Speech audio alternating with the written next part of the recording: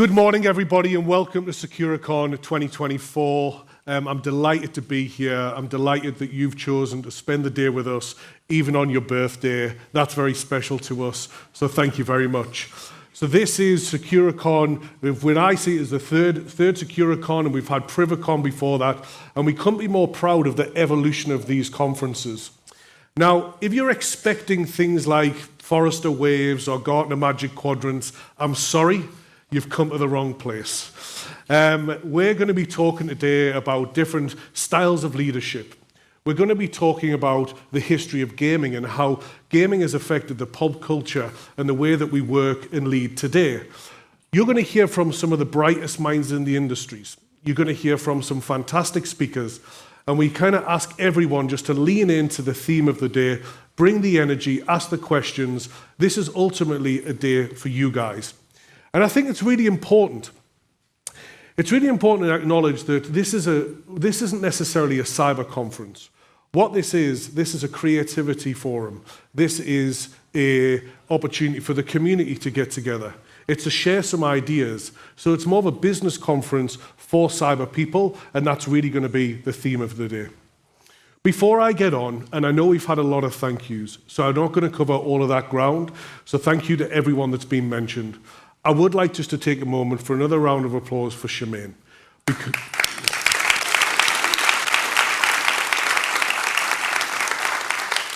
Creating something from scratch is not easy. It's tireless work. It's often thankless work. In the middle of doing something like Sekurokon, it can feel like, why did I even start to do this? Why didn't I hand in my Sekurokon resignation the last time I said I was going to? There's been blood, sweat, and tears, and I think you'll see from today that's all been worth it. And with the support of our marketing team and our execs and all of the sponsors, I think it's going to be lined up for a fantastic day ahead. And I can't wait to hear your feedback and kind of share the day with you. So, in true style of Sekurokon, we're all kind of running at 1,000 miles an hour at Sekuro, as anybody that works with us knows. And then we kind of just let everyone get on with creating Sekurokon. And then about 6 weeks ago, Shemaine comes and says, right, Noel, you're doing this year's keynote again to kick things off. You've got to get the energy right in the room. We're going to be talking about leveling up. It's all going to be about a gaming theme.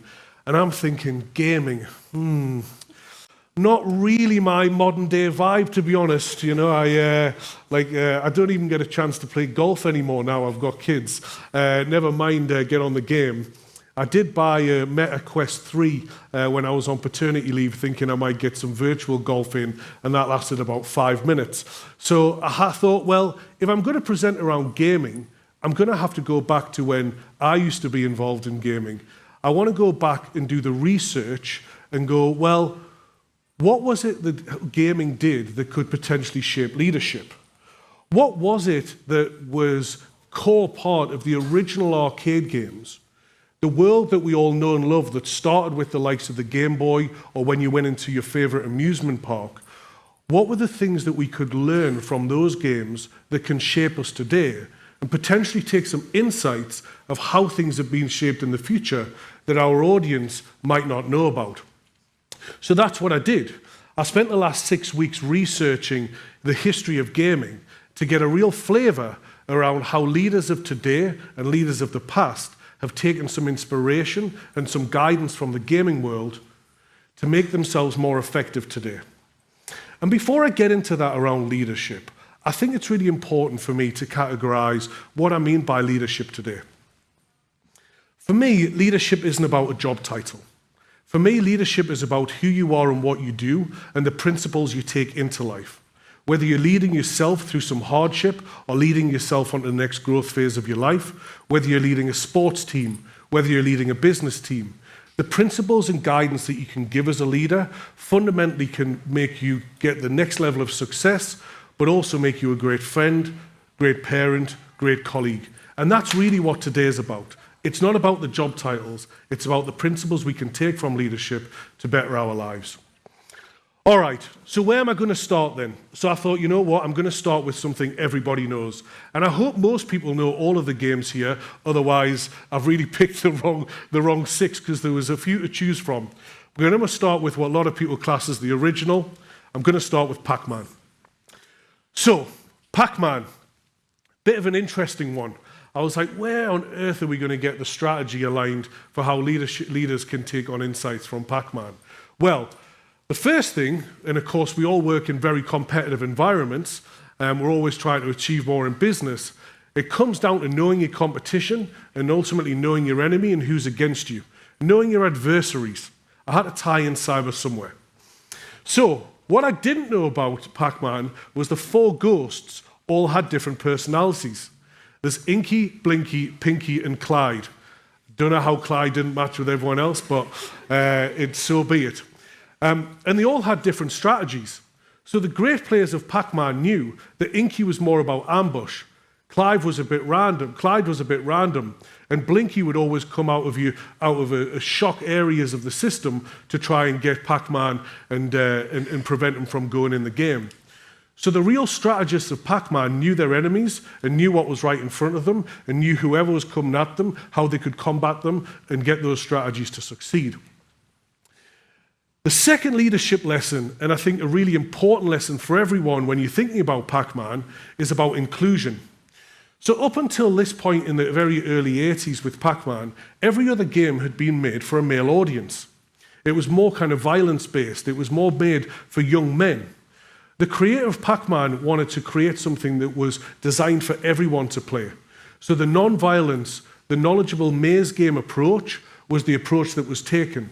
And that's one of the fundamental reasons why Pac-Man is so well known across the world today, and everybody has played Pac-Man from all corners of the globe, across all diverse ranges of people. And that's why it's so famous today, because it really focused on inclusion, and that's a valuable lesson we can take from the game. The final one comes about being present. And with digital distractions, I mean, you just need to look at the distractions in here around. It's like, this is a kind of someone with instant gratification needs as kind of fantasy. And you're going to see that from some of the games and ways we're going to break out throughout the day. But it comes from being present. So if we can be present, we can really see what's in front of us. The game designer of Pac-Man had designed a game, and he said, I want to have a character that eats his way through all of the levels. Eats their way through all of the levels. But they couldn't come up with the name. They couldn't come up with the visual of what to look like. As the story goes, one night the designer's eating pizza. Takes the first slice out of the pizza, looks down, sees a perfect circle with a big mouth cut out of it, and so that's Pac-Man, that's what I'm going to do. So by being present and being mindful of when you eat and not scrolling on your iPad, miracle things can happen. So there you go. All right. So that's Pac-Man and some leadership lessons. I hope you took a couple of bits away from that. I couldn't be talking about retro gaming if I don't start talking about 2 of the famous Italian-American brothers. So here we go. We've got to talk about Mario and Luigi. And in fact, Luigi's made a special guest today. Is our Sizer there. Good teamwork. I didn't actually even get him to do that. He just rocked up today with a Luigi hat. I don't know what's more concerning. If we think about Mario, we think about Luigi, we think about all of the other characters, ultimately we think about teamwork. We think about camaraderie. Whether it's on Mario Brothers or whether it's on Mario Kart, it's always really fun to play with people. And it's good to have that teamwork. The leadership lesson and the teams that we choose today ultimately define us. We really are an example of the people who we choose to be around us, and taking that teamwork into life and into business is something that all leaders can really strive to achieve. And once you get that kind of highly functioning team, it can be one of the most powerful things possible in any way, shape, or form. The other interesting fact that I found out about Mario was around adaptability. So I don't know if anyone knows this. Here's a kind of a question for the audience. Before Mario was a plumber, do you know what, does anyone know what was his job? No? Dan Fuller said pizza maker yesterday. I think that was the Italian theme on him. He was actually a carpenter.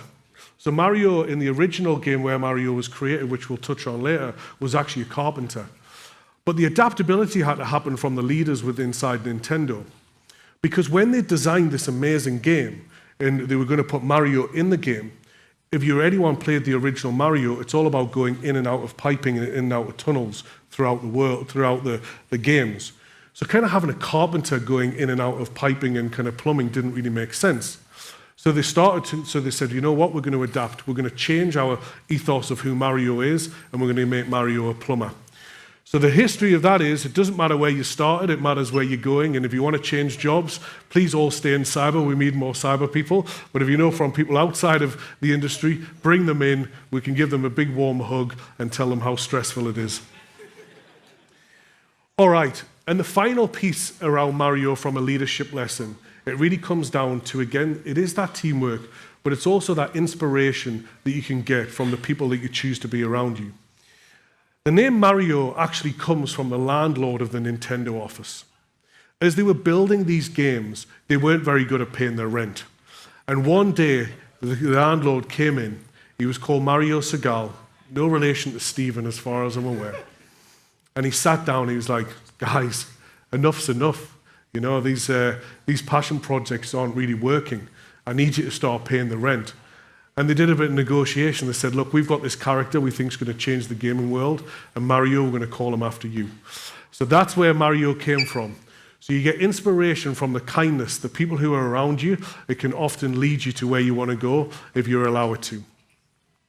All right, the next one, and this is where I kind of started to get a bit more into the gaming world, and I'm sure some of you will recognize this. Crash Bandicoot. So what can we learn from creating an origin story? What can we learn from taking some risks? So if we go back to when Crash Bandicoot came out and it was on the PlayStation, I think a lot of people would have played the PlayStation back in the day, or still do now. At the time, the Sega Mega Drive was the console that everyone had. And it was an awesome console. I'm sure many people played that. I know it was definitely the first core console that I played on with a heap of games. But why was Sega Mega Drive so popular? Because they had an origin story. They had a character. They had Sonic the Hedgehog. And PlayStation didn't have the character that the people could buy into. So they took risks. They took a step back and they said, we need our version of Sonic. We need somebody that the people will buy into. Children and adults will buy into, and they will believe their story. So they created Crash. Crash would kind of just go head on into things, make changes, take risks, and people really warmed to Crash. Fun fact for the Aussies, up until a few weeks before the game was going to be released, Crash was actually going to be called Willy the Wombat, but they didn't think that would scale globally. So Crash came into the mix, and the risk that PlayStation then took was a bit of a genius stroke. PlayStation was really the first one that optimized the graphics for gaming in the console way outside of PC gaming. And if you remember playing Crash Bandicoot at all, we had to play Crash Bandicoot head on. It was the first real 3D game who could go through these platforms. If you think about all the other games before that, the likes of Sonic, the likes of Mario, you either went from the screen left to right in 2D or up and down to get to the next levels. And Crash Bandicoot used the power of the chips inside PlayStations in order to create and take the risks on the first 3D game. And it really paid off. To this day, PlayStation is still the highest grossing selling console of all time, and the PS2 stands above all consoles ever as the highest gaming console, as the highest acquired console. So if you take the risks and you think differently and use the power of the machines that you've got, and you don't mind saying, hey, you know what, people might not buy into this, but we need an origin story. The origin story is what matters when where the storyteller always wins, as Steve Jobs said. So wherever we are as leaders and whatever we're trying to achieve, we've got to make sure that we've got the right story, and we can really, really focus on taking that narrative to the next level if people believe in what we're trying to achieve. Right, 3 to go. Tetris. So, when we think of Tetris, we think of simplicity. But it was a really interesting story where Tetris came from. So Tetris was founded in the USSR by a developer called Alexei. And he brought two things together. Tetra, which is meaning is four, which is the shapes and the size, and obviously the squares there. And then Alexei was a massive tennis fan. So he brought together Tetra and tennis to make Tetris. Tetris was the first export of gaming from the USSR. And at the time, it was a really challenging thing, or something that people weren't thinking of because of the tensions of the Cold War at the time.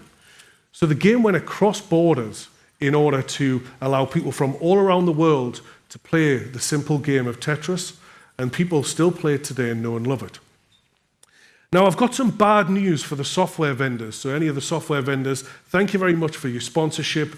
We think you're going to transform the world just as much as you do. We get behind you every day. But there's one bit of news for you. You weren't the first to do a software bundle. Software bundles, vendors live and die by it. I can see the vendors in the room because you're the one smiling the most. But actually, the original in bundling, this was a hardware and software bundle, came from Nintendo.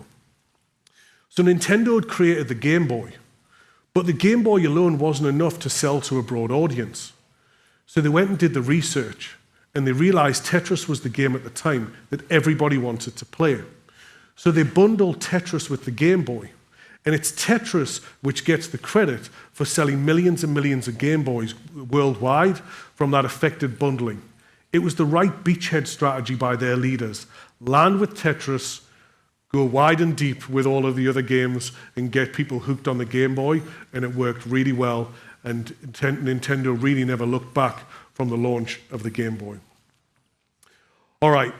If anyone knows me, they know I'm pretty fanatical about sports, and in previous Sekurokons, we've interviewed sporting icons. So I had to get a sporting game in here. And I'll be honest with you, I couldn't find too many leadership lessons from Pro Evolution Soccer or FIFA or Tiger Woods. So I chose NBA Jam.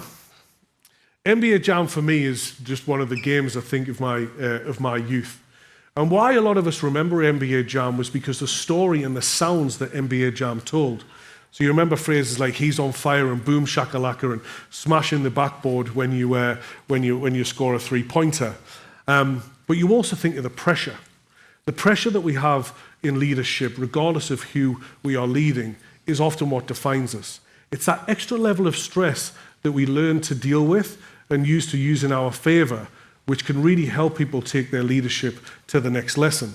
And if you think about NBA Jam and you think about sports, I can still hear the shot clock on NBA Jam going down now, and you're like, got to pass, got to get a shot off. It was a really fascinating way that the speed of that and the sounds increased the pressure in the gaming. We also need to celebrate NBA Jam. We're going to hear about an Aussie tech unicorn very quickly that has defined a market with the purpose that they have. But actually, NBA Jam was one of the original unicorns. It was the first game to be valued at $1 billion ever, and that was because the amount of people that were playing it across arcades. So it was the original unicorn was NBA Jam. And we can take a lot from that in terms of the way that they marketed it to a broad audience. And everyone around the world at the time, if everyone's seen things like The Last Dance, was focused very heavily on what was happening in the NBA. And they used that as a catalyst to make lots of money from the game. And it's still very famous today in its different iterations. This one's for you, actually, Samuel. You'll like this one. I couldn't kind of go too far without talking about the supply chain risk and the third-party risk headaches that we're all burdened with. So back in the day, I don't think Sega were filling out a 95,000-page security questionnaire to choose which developers and third parties that we were working with. We all know and love those security questionnaires. So you've got to be careful around your supply chain. Anybody that gets into the depth of NBA Jam will learn something called the Bulls conspiracy. So one of the original developers who was running a contract at the time was a massive Detroit Pistons fan. And he hated the Chicago Bulls. The Chicago Bulls were winning everything at the time. So it was only found out many, many years later that what he did was coded into the game that every time Detroit Pistons played Chicago Bulls, Scottie Pippen's stats went down by 50% and all of their players ran 10% slower. So if you were the Bulls up against the Pistons, you could never win. And it used to send people mad and nobody knew what was going on. So you've got to be careful around your supply chain and insider threats there because it can have a big impact. So always be mindful of that. And before I hand over to our next keynote, I'm going to just talk about something which I think we can all take lessons from and kind of really learn from. So we're going to finish with the risk and reward of Donkey Kong. So Donkey Kong and the founders of Donkey Kong, really the leadership lesson for me is that you have to stand for something. You see today that Sekuro really stands for the communities in which we serve, and we stand for the organizations that work with us. We're there from the trenches to the boardroom, and I really believe that's the value that we can deliver back to our clients. And I believe that everyone needs to stand for something, your personal values and your company values, because if we don't stand for something, we kind of can stand for nothing. And having that identity and having that follow through in what we believe in, it's hugely important. If we go back to the creation of Donkey Kong, it really comes down to some kind of hard work back in the day from their founders to make it a reality. And it's the opportunity that everyone gets to play it today. So Donkey Kong was originally going to be a game based on Popeye, with Popeye being Mario and Bluto being Donkey Kong. But the licensing, they wouldn't allow it to do it. So they finally created this new character called Donkey Kong. The challenge was, at the time the game came out, it went absolutely ballistic, and everybody wanted to play Donkey Kong. But at the same time, Universal Studios, which was a behemoth of the media industry at the time, had just created King Kong. And they were like, we're not having that. Get the game off the shelves. This is an infringement right. You've tried to copy it. And of course, they'd already just gone through this battle of creating it with the Popeye thing, and they were like, what are we going to do? This is the game that we believe is going to take us into kind of stardom. This is going to revive the gaming industry. You have to stand our ground. We have to go up against this behemoth Universal Studios. And they stood for something. They stood for what they believed in and went through the courts with Universal Studios, and the game never left the shelves, and it's still one of the highest grossing games of all time because the founders stood for something and they backed what they believe in and really got behind it. And I think that's the final lesson that I want to leave you with today. When you've got a purpose around something, your purpose really defines what's important to you. Let's make sure that we've got the right purpose for what we do in this industry, because I truly believe we can be at the forefront of innovation for Australia and beyond. Thank you.